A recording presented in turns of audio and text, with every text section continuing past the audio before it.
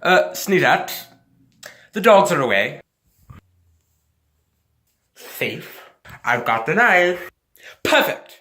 Now that the entire plan is done, and I hope that Snuggle is ready with the snarage. I am.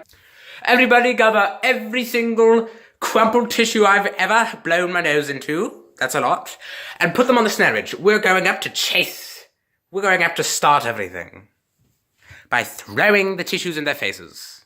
Oh, shoot. I really shouldn't have angered Sneezat like that. Although I guess he kind of had it coming.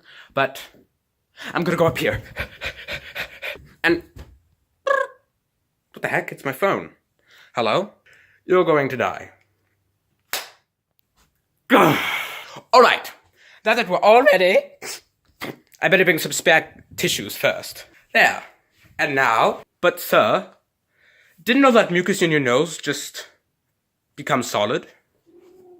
Of course, yes, I plan to blow it all out. But aren't tissues, they might be a bit weak? Sir, we've tried all other procedures before within the past 43 days.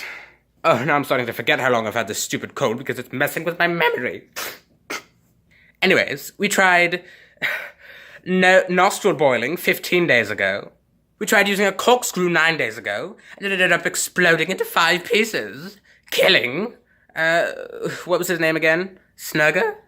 And Snam, sir. Snamet. Ah, don't worry, Sitham. I'm sure these will all come in handy. And they're the only things preventing me from sneezing myself to death.